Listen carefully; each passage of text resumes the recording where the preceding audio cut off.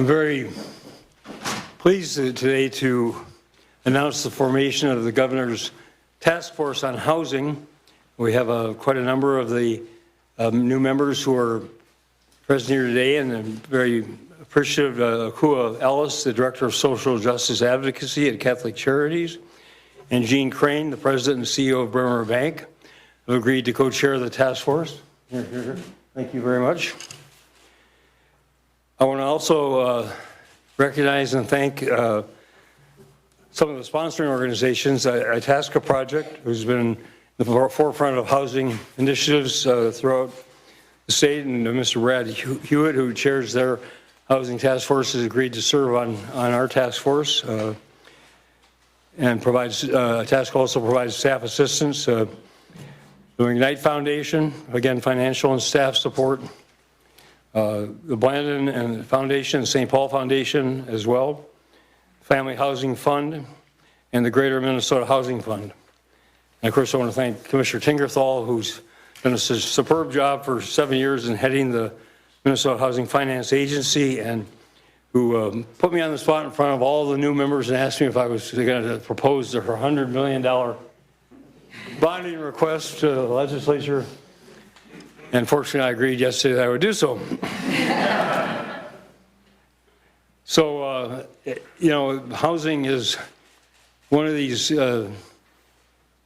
persistent crises in Minnesota for so many individual families who can't find affordable housing or to either own, buy, or rent.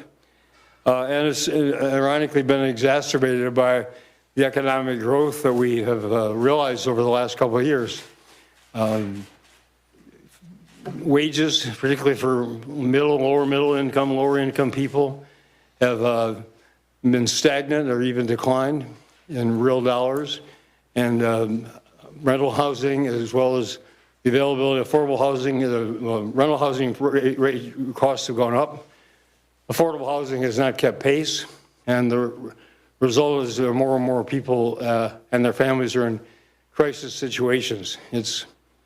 It's a complicated problem, it's a complex problem, and that's why this task force is really vitally important to address the scope of it, come forward with recommendations to the legislature for this February session next February, and also will be issuing its final report at the end of July of next year. So it will be a set of recommendations that hopefully the next administration will pick up and carry forward.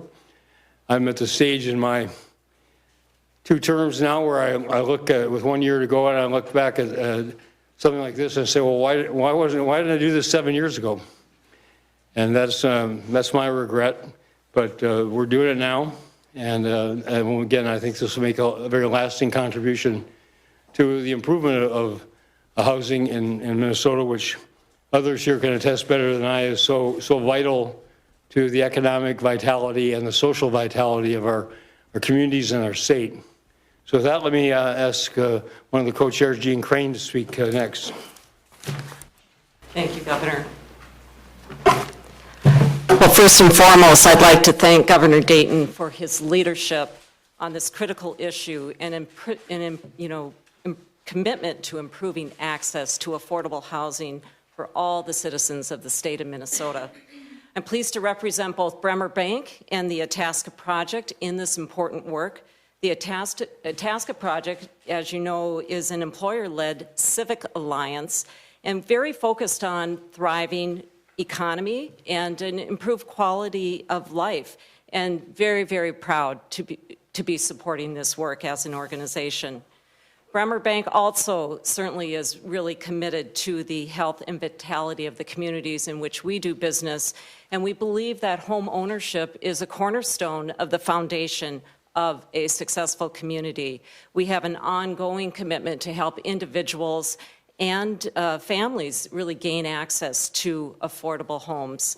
I'm also very excited to be able to partner with Akua Ellis and the group of many distinguished community and government leaders to develop recommendations to increase access to affordable housing and to improve housing stability throughout the state of Minnesota. And with that, I'd like to turn it over to my co-chair, Akua Ellis. Thank you, Jean. Good morning. All right. My name is Akua Ellis, and I have the distinction of being serving as the Director of Social Justice Advocacy for Catholic Charities of St. Paul in Minneapolis. Catholic Charities has served this community for nearly 150 years, and today we are the region's largest nonprofit comprehensive social service and civic impact organization. Through a combination of direct service and partnerships, we are active in crisis response, poverty prevention, and the creation of pathways out of poverty. It is our view that stable housing is, quite simply put, the foundation of our community's well-being. It is essential for children to learn, adults to earn, and for the most vulnerable among us to thrive. In fact, a large part of the work that we do involves providing a safe and dignified place for people to lay their heads at night. For some, that means staying in our drop-in shelters overnight. Others who are able to pay a small fee for longer-term residence, while others and some of our clients reside in permanent housing at our sites and in homes scattered throughout the community. And while housing is indeed critical, there are other factors that impact each of us in our quest to contribute to society and be whole. I'm really pleased that the charge for the Governor's Task Force on Housing includes recommendations to improve overall access to opportunity, and that we have dedicated time and space to hear from people all over the state to better understand links or gaps between housing and things like jobs, transportation, and school. So much in today's political climate is unpredictable, but in my opinion, two things are certain. One, safe, stable housing is a right for all Minnesotans, and two, we can do better. Minnesota's legacy of civic innovation is an example of what can be done when all of us together are able and willing to see the common good and work together toward that end. I look forward to working in partnership with Jean, the amazing leaders who comprise this task force, and the good men and women of Minnesota to create a credible, sustainable resource for all lawmakers, current and future, regardless of political stripes. Thank you, Governor Dayton, for your leadership and for the opportunity to lend Catholic Charities' voice to this incredibly worthwhile endeavor. And with that, I would like to welcome Buffy Moore. Good morning. I stand before you as a person who 18 years ago started the journey through the housing continuum. I started in a shelter with myself and my 5 children. Through my journey, I've been in various shelters. I've been in transitional housing programs. I've been in subsidized housing programs. And I finally ended my journey to find safe, stable, affordable housing 15 years ago when I purchased a home in North Minneapolis for myself and for my 5 children. So to see this being formed now at this point warms my heart. It's a beautiful thing to see the care and concern given to something that I know firsthand has troubled a lot of people along the way. And to see the magnitude of what this is going to do for those people that are still in that pipeline, for those people that are still trying to find their footing, is going to be huge. And in that process, I'm humbled and honored to have even been here to be a part of this today. And I'm humbled and honored that the governor thought enough to create this task force. And so I thank the governor and I thank the task force for the work that's going to go forward from this point. And I'm hopeful to see the outcome of this along the way. I will definitely be watching, and my face may even pop up a couple of times. But it's a beautiful thing, and I am honored to have been a part of this. My name is Buffy Moore. So at this point, I will turn it over to Commissioner Tingerthal.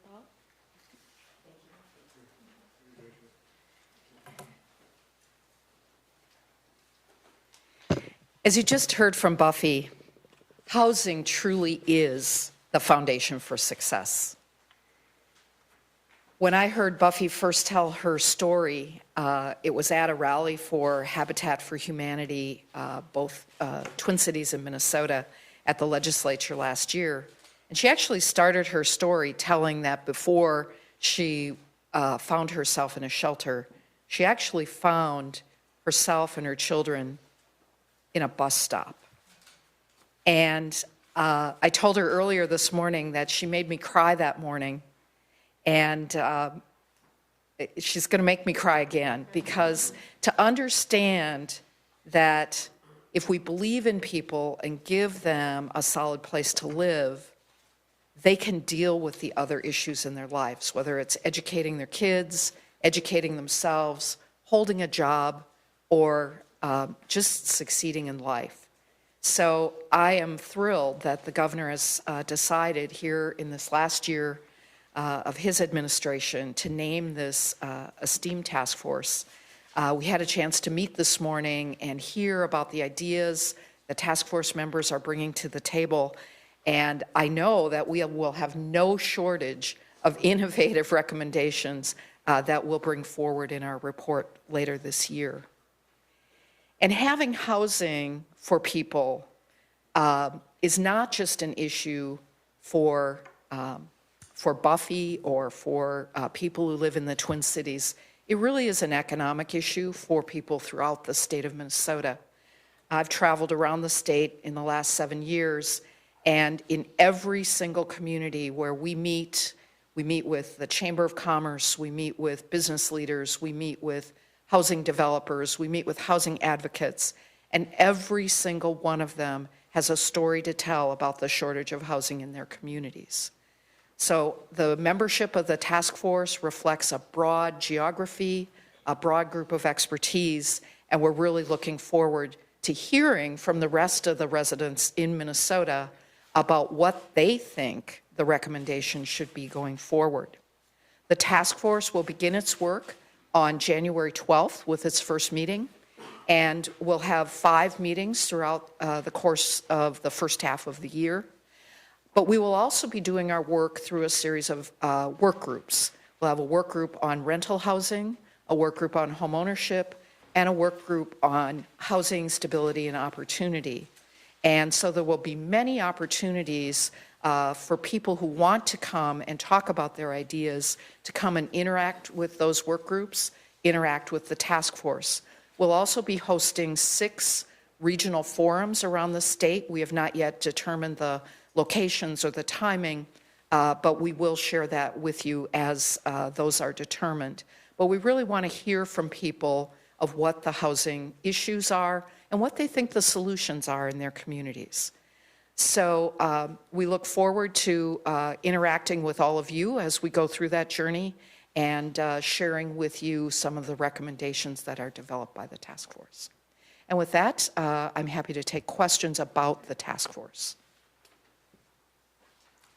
Commissioner, you're quoted in the press release about saying we can't build our way out of the current crisis. To succeed, we need to improve alignment across all sectors. Would you mind elaborating on that?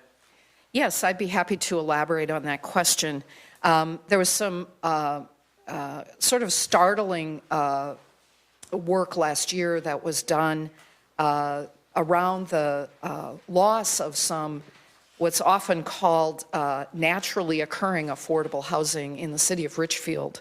What was known as the Crossroads Apartments right at 494 and Penn, 700 units of housing that had been built 30 or 40 years ago, housed people, working people for many years, was converted into the concierge apartments. It's right across the street from Best Buy. And that repositioning had the devastating impact on 150 families who had been living at Crossroads for some time and using various kinds of assistance to pay for their housing because they were working people with low incomes, modest incomes. And they were all told that they would have to find a new place to live. Children who were living there had to move out of the Richfield School District. And following that, the Minnesota Housing Partnership published a report that explored further this loss of naturally occurring affordable housing. So when I say that we can't build our way out of it, what I'm really referring to is the fact that we really have to work very hard to preserve what we have, as well as building new housing, because if we lose more units every year than we're able to build, we will get even further behind. Well, let me follow up on that, because we see this phenomenon occurring all over the place. Downtown Minneapolis is a good example, and it's happening out in the suburbs as well. Economic forces are driving it. How do you counter those? So I would say that we've had the opportunity to see several investors make funds available here in the Twin Cities area. that are teaming up with developers who are willing to take those properties and reposition them in a way that does not displace the current tenants and does not remove the requirement or the willingness to take various types of rental assistance. One of our co-sponsors for this task force is the Greater Minnesota Housing Fund. They launched an investment fund earlier this year, which includes several investors, including Bremer Bank, that has subsequently invested in two development projects in the metro area that will preserve that housing as market affordable. We also have had several other developments where other, I would say, mission-focused investors have been willing to come in and put significant equity money into projects so that they can be improved, but also maintained at affordable rent levels. Are you hoping that banks Any like... of the three of you want to comment further on it? Could you repeat the question? Your follow-up question? Yeah, well, I'm just wondering if certain financial institutions, I know you have the bully pulpit of the governor's office to try to push in this direction, but are certain financial institutions, maybe Bremer, thinking about linking dollars available to investors to affordable housing? In other words, we're not going to loan you this money to upgrade this thing to a, concierge or whatever, okay, unless you provide also X number of affordable housing units in those developments. It's a complex issue. It's certainly, I think, a goal to really identify where we might have those opportunities and work with particular developers that have that interest, and where there's opportunity to bring a number of different constituents together to help answer that question.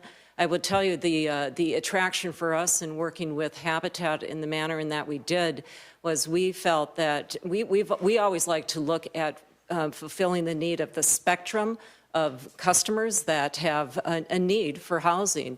And it's easy to answer that question when you have a good income and you have a home that you can afford based on that income. But when you have a solid income and there aren't affordable houses to fulfill that need, it's a critical issue that I think really starts affecting the business community. This is what attracted Itasca to be a part of this initiative, because clearly the opportunity to attract people and talent and jobs and having places where these folks can live is something that I think could interfere in the continued growth of the various communities that we have these job opportunities. I've traveled around the state recently visiting a number of locations where we have Bremer offices, and in a town as small as Perm, Minnesota, has this amazing opportunity to have jobs, and yet affordable housing is a critical issue, and that goes to just about every city that I have visited. So it's a pervasive issue. I think it's one that we can bring the business community into. Again, back to the Habitat partnership, for us, it just made logical sense as a financial institution. We have money to lend. We have an interest in meeting the needs of customers of all income sources. And working with Habitat allowed us to make sure that when we lend into a low moderate income arena, we have a successful homeowner. And that's what that organization does so well in terms of preparing for home ownership, making sure that the homeowner is not only educated in terms of the cost of the mortgage and the affordability, right-sizing the amount of the mortgage, but also understanding what it takes to maintain a successful home, long-term home ownership. For us, it was just a natural conclusion that they do that work best. We have money to lend. We're interested in working with all segments of the population. It felt like a very natural and frankly easy solution in the end to decide that that was the right thing for us to do. We'd like to expand that in a way that also works with the developer opportunities that we have to work with, but it does get more complex at that end in understanding how that works and the economics around that. But I think the job portion of this is a critical part of the conversation. That's all we have time for.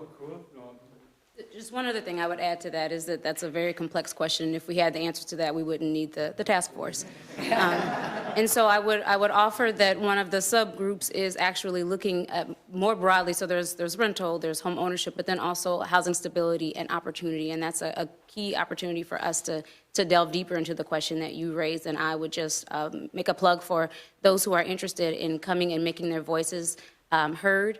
Sharing ideas. There's no panacea, and we are open to hearing from the broader public about what might be done to address that very issue. So just want to make a plug for coming to those public meetings when we do hold them. Thank you. That's all we have time for on this topic. Thank you all very much.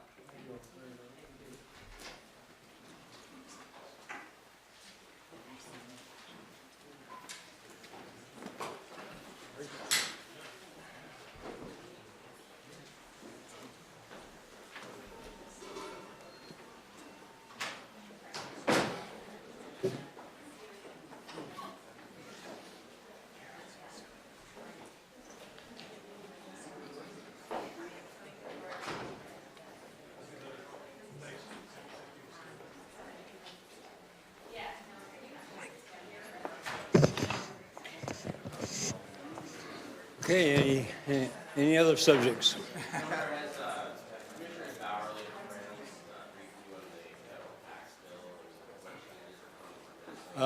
No, Commissioner Bowery is going to spend her holiday weekend trying to read through it and decipher it, break it down. Commissioner Franz probably the same, and they're going to brief me beginning of next week. So I don't have anything to say on it at this point. Governor Dayton. Can you talk more about why Dr. Trump resigned as health commissioner this week? Well, he offered to resign in the aftermath of the reports that have been made, and I accepted that resignation. I appreciate his service, but I think it's given the situations there that have been uncovered to your credit, they need to be remedied, addressed by other people. And what do you hope to achieve by bringing DHS? Well, Commissioner Piper can elaborate better than I, but she has really transformed their oversight and inspections and in problem areas where they have responsibility, and she has set up a really excellent system there, eliminated the backlog, been much more effective at responding to critical situations, and so she's lending that expertise to the Department of Health, who, whereas DHS is, owns and operates a lot of facilities, and that's part of their primary mission.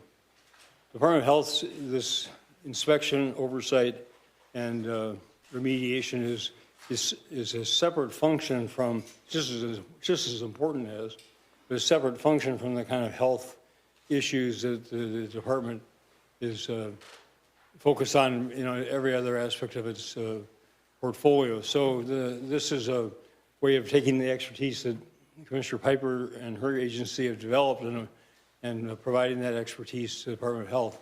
Also want to say on this subject, one thing that's really, I think, been overlooked, and it's been an excellent and very necessary and important discussion, is the responsibility of these providers to talk about the rate increase in the number of complaints that have come into the department.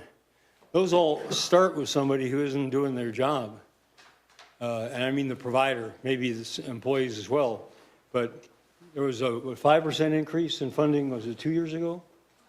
Last year, provided so that they could improve the quality of their training, improve the quality of their staffing, improve the quality of their services. And some of these stories that have been reported and others that have been made aware of are not only immoral, but they're illegal. And I want we need to do a better job communicating to the loved ones of people who are in these situations what their recourse is, and what how we can engage local law enforcement. We have to be notified, of course, and then hold these providers to account for their failings and get on them to make the improvements. Because you look at the number of complaints that have been made per year, I mean, we could quintuple the enforcement investigative staff, and we're ramping that up through the legislative appropriation last session, but you're not going to be able to cover everywhere. And the responsibility is first and foremost providing quality care to every single resident in those homes and facilities is with the providers. And they need to be called into account. And the next session, we'll look at ways we can make those standards higher and more enforceable.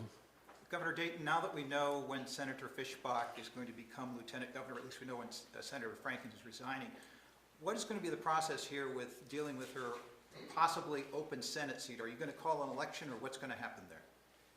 Well, I just learned yesterday Senator Franken has resigned on the 2nd. We'll effectuate the papers for that transfer on the 2nd because they have to be hand-delivered to the Secretary of the Senate by the morning of the 3rd.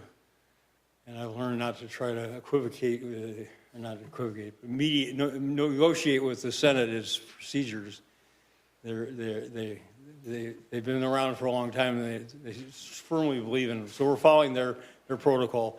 I don't know that we've talked yet with Senator Fischbach about exactly how she wants to handle her aspect of it, but we'll do so early next week, and as much as possible defer to her wishes how she'd like to proceed.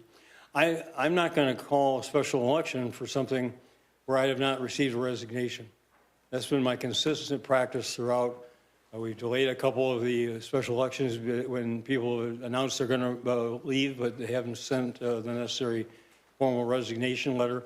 So until I receive that, or unless I receive that, I'm not going to proceed to call a special election, and we'll have to see how it unfolds. I'm fully prepared and look forward to working with Senator Fischbach as Lieutenant Governor, and I look forward to working with the legislature when they come back to office. So how this is resolved is really a matter among the Senate, probably the majority and the minority caucuses, but it's not something that I'm going to get directly involved in. If the Attorney General comes back with an opinion that says that she cannot hold 2 offices, is that going to change your opinion of this, or are you still going to wait for the Senate to act? I'm going to wait for something to happen to change that. I mean, she has the highest authority opinion available without the courts, but whether it's going to be accepted by all parties, I can't say. It depends, I suppose, part of what it says. But regardless, I mean, there are others who are going to disagree with that opinion, and they're going to want to pursue it. How they pursue it, I don't know. I haven't had any discussions with any of the leaders beyond just the very preliminary, but I haven't talked to any either Senator Gazelka or Senator Bach about how they intend to proceed and the like. So we'll just have to see how it unfolds. It's new territory. On that question, Governor, I did talk to Senator Gazelka on Tuesday. I haven't talked to Senator Bach, but Senator Gazelka says that Senator Bach plans to file a lawsuit if the seat of Lieutenant Governor is vacated and Senator Fischbach occupies both posts. If that indeed is true, is that a lawsuit that you would support? Would you? I'm not. Again, that's a matter for the Senate to resolve within itself, and for the courts then to resolve if the Senate is unable to do so. But I'm not going to be directly involved in that. No. Well then, Governor, in that case, why did you seek an opinion, forgive me for asking, from the Attorney General as opposed to allowing the other parties to seek an opinion on it? Well, because I thought that would move the process forward. And, it takes a while for them to do the necessary research. They're working on it. Commissioner Franz has been in consultation with the Deputy Attorney General, and, they're working on it, but it takes some time. I just thought it was, and I thought whatever I say is going to be questioned, so I'd like to, for my own edification, to have that higher opinion, but it is an opinion. Governor Dayton, last night, Justine Damon's family made comments in Australia saying they were concerned about Hennepin County Attorney Mike Freeman's comments in that video last week. What do you make of that? Do you think, should they be concerned? They said they want to ensure it's a rigorous investigation. I have all the information I have is a very rigorous investigation. I don't know the status, whether it's concluded at BCA or gone to county attorney. I think county attorney's made his own comments on the remarks he made, but I understand it's a very distraught family, understandably so. And they're in Australia trying to track what's actually going on here. So, I mean, I gotta be with them. Terrible that they had to go through. Anything else? Governor, there were, at a panel that the legislative leaders attended on Tuesday, there were a discussion of 3 constitutional amendments. One of them would dedicate auto parts sales tax permanently so that they couldn't be rated. One would change the line of succession, possibly giving the governor the right to select their own lieutenant governor in the case of a vacancy. And the third would possibly do away with your line item veto authority over legislative budgets. Can you see yourself throwing your weight behind any or all of those amendments? Well, it's the first I've heard about them, but the first I've heard definitively. You know, I think there's some merit to allowing the governor to appoint a replacement lieutenant governor. I think we've seen that this present arrangement is, we'll see what how it's resolved, but it's unwieldy and very constraining. The line item veto is something that the Constitution provides, and I can understand that they don't appreciate the way I executed it this year. But bad cases make bad. What is the law? Bad cases make bad law. I think they need to take a broader view of that authority and the advantages of it. And I have serious problems with the legislature excluding itself from all the requirements they put on the executive branch and the judicial branch, and that'll be something I will address in the legislative session. But that kind of special, any kind of special treatment, I think that has to be justified. Why should they be an exception? What about putting those funds in a lockbox for auto parts sales? Well, it's coming out of the general fund. Nobody should delude themselves. It's going to reduce the amount of money in the general fund. But that was the direction, the decision made by the legislature last session, to try to create something out of nothing. And there's a cost in doing so, but I think it's probably beneficial if that transfer has been made to protect that. And I would guess the public will support that, and I can live with that. As you know, I don't have any say in any of the constitutional amendments going through the legislature. I can certainly express an opinion, and I will. But, Senator Franken issued his farewell address on the Senate floor this morning. Any final thoughts on his resignation and Lieutenant Governor Smith's replacement? I read the reports of his comments yesterday, and I know it's got to be a very difficult time for him and his family, and he made a necessary decision at that time, and to his credit, he stuck with it. He hasn't been influenced by some of these other comments been made. I think it's time to move forward. I think Lieutenant Governor Smith is fully prepared the next Wednesday to take the oath of office and become a really effective United States Senator. I think she'll be superb, and that should be my focus. That'll be my focus anyway. I know when you left the Senate, you had some harsh reflections upon yourself and your tenure there. Based upon your experience, what advice are you giving Tina Well, I to learned. have more success in what you grade yourself as? Well, I said at the time I gave the whole Senate the same grade. It was a very dysfunctional, non-functional entity back then, and it's only gotten worse. I mean, the American people can grade the Senate and the Congress over the last year. I would give it a failing grade. I think most American people would concur. So more power to her. She's such a high caliber individual, and she's very smart, and she's so good at working with people across the spectrum. I think she'll be a very effective senator, but no single member is going to be able to reverse the trends there that have made it more divisive and more gridlocked and less responsive to the real needs of the country. Governor, what do you think of the Mayo Clinic lockout in I think it's a terrible situation, especially coming under any circumstances, but especially coming this point in the year. I urge yesterday both sides to return to negotiations, mediation, whatever is necessary to resolve it immediately. Do you think the mayor should not have locked them up? I don't know all the circumstances behind that, what the contract was with the replacements like. So I'm not qualified to say about it, comment on that. Governor, back to the Lieutenant Governor's succession.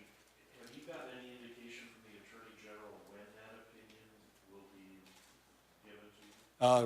Mr. Fran's been talking to them. They're working on it intensively and exhaustively. And next week, is that a possibility? Uh-huh. I think it's a question to ask the Attorney General. And was there ever any discussion about Lieutenant Governor Smith stepping down earlier to sort of get the ball rolling on the legal question of Senator Fisher? It was really Senator Franken's, his determination when he was going to resign. He's done it on a very timely basis. He understandably wanted to be present for the conclusion of this year's session, the votes on the tax bill and the like, and conclude. I mean, I think he's, having made that decision, been very responsible in doing it, carrying it out on a timely basis. And January 3rd is early that the new year begins in the Congress, and I assume she'll get sworn in along with Senator Doug Jones, which will be it's memorable anyway, but it'll be memorable for sure. I'll finish on, when I was sworn in, President Clinton was still president, and his wife Hillary was being sworn in. So the president sat front and center in the gallery, and we each got a couple of tickets in that proximity, and the others of our guests were up in the corner somewhere. And so my then chief of staff, Sharon Rulin, was sitting right 2 rows right behind the president, and her husband was way up in the corner. And they have a daughter who's deaf, so they were signing to communicate. And the Secret Service got freaked out, and they came down and they hauled her husband up literally by the scruff of his neck up and threw him against the wall and made him justify what he was doing and that he was not plotting a terrorist attack against the president. It was a little side. Happy Christmas weekend, everybody.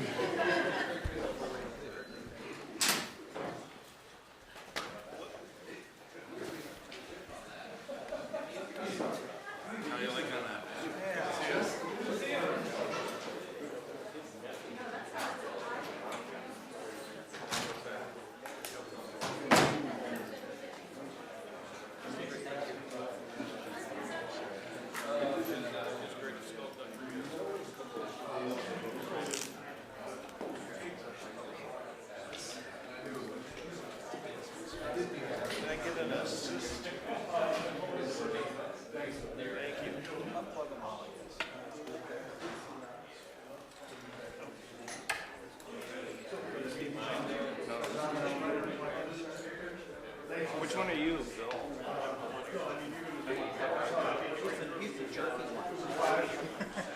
This one, I'll be done. I think it's a blizzard, Bill. Yeah.